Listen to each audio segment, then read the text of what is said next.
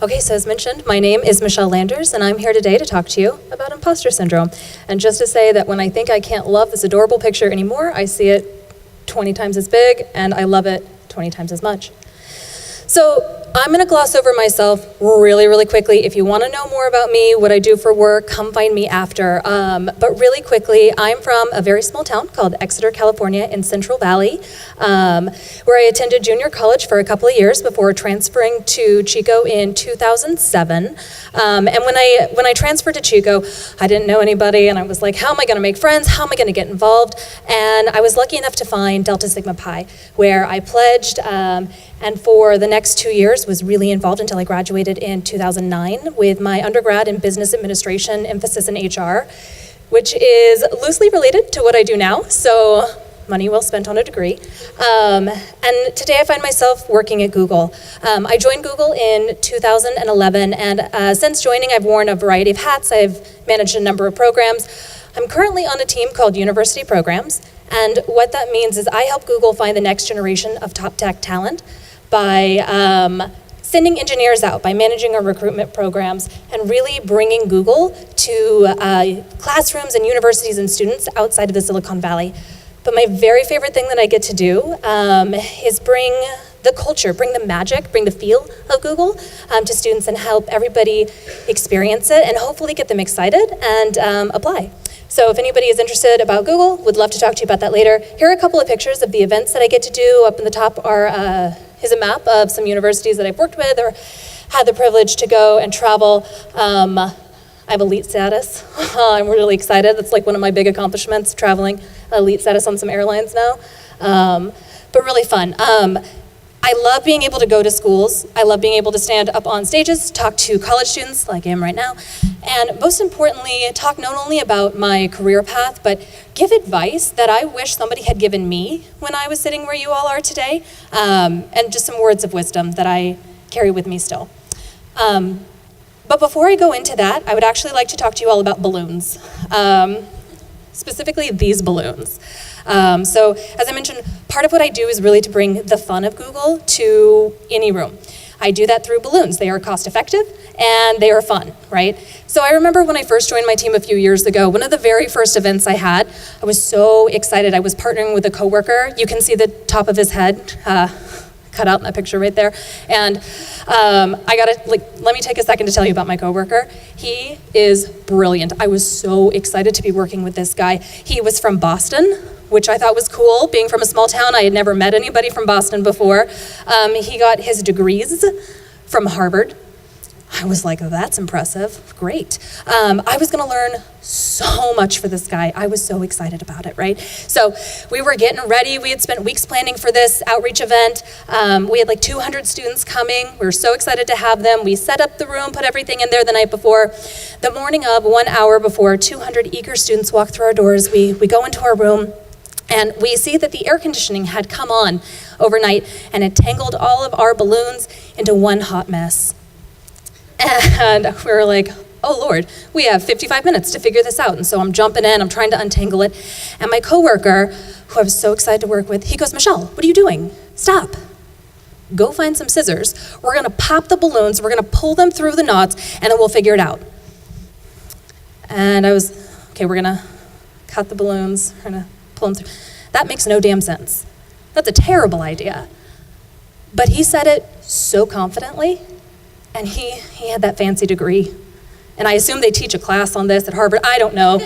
But I thought this guy must know something that I don't know. And so even though I don't think this is right, I'm gonna go with it. And so about, 2 minutes into his terrible plan, he's all flustered, I'm flustered, and he looks at me and he goes, things you do with a college degree. And in that moment, I was like, things you do with a college degree. You know, he came from a big fancy city. He went to a big fancy school. And yet he saw us as equals. Why didn't I? Why wasn't I brave enough to speak up when I knew he was wrong, when I knew I had a better idea? Why did I sell myself short, right? And now I know that this is a silly story about untangling balloons, but my point is, If I had sold myself short over something as meaningless as untangling balloons, what other opportunities in life had I undervalued myself? When had I given somebody more credit because I thought that they were more valuable than I was, right? And now I find myself untangling different situations, right? And there are still times where I doubt myself. And undoubtedly, you will find yourself untangling messes in life, big and small. But what I hope you take away from this story is to recognize your own value and never sell yourself short.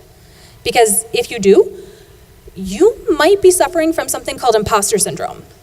Quick show of hands, has anybody ever heard of imposter syndrome? Okay, we have a couple hands, including the person I carpooled with, sweet. For those of you who have not heard of imposter syndrome, I would highly recommend you Google it.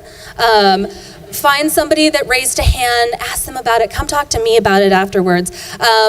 Essentially, imposter syndrome is this psychological phenomenon. It's not a disorder, but it's a phenomenon where people, despite proven success records, their accomplishments, for whatever reason, they do not think that they are worth the success that they have had. They think that they are frauds, and it's only a matter of time until everybody else around them finds out that they're a fraud, right? So your work is never going to be as good as the person next to you, and so why even try? Just get out of the way. You are not as good as the person next to you.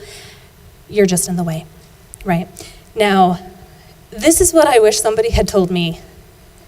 You are going to feel like this sometimes, and that's okay. Everybody feels like it. I feel like an imposter still today, but there are ways to combat it if you know what it is and how to approach it. So, how to combat imposter syndrome? First step, recognize when you're feeling like an imposter and understand that you are not one. You are sitting where you are today because of the work that you've put in, right? No matter who's in the room with you, you can be just as smart as that person. You can have the same impact as that person if you are willing to work hard. If you will not waste energy blocking yourself, right? Get out of your own way. Nothing impacts your performance like how you feel about yourself. If you don't believe in you, how do you expect anyone else to, right? And I'm not saying that never feel nervous, because I think a little bit of fear is good, right? Fear makes sure that you're making smart choices. It's totally natural to feel nervous. But too much fear will keep you from going after something you really, really want. And so when you're feeling afraid, I want you to remember a phrase that I actually have printed out on my desk, and I try to remind myself when I think I'm maybe suffering from imposter syndrome, or I'm afraid to go after something. Everything you've ever wanted is on the other side of fear. Do not let fear keep you from going after something that you really want. And if you find yourself feeling afraid, do what I do. And I practice this a lot at school. I practiced a lot when I started working at Google, because there are a lot of people that went to Harvard at Google, and I felt like an imposter for a little bit. Fake confidence. If you stand up straight, if you look someone in the eye, you have your shoulders back, you speak confidently, they will not see you as an imposter, and pretty soon, you won't see yourself as one either. So thank you so much for having me today. Congratulations on being a Chico. Talk to all you later. Thank you.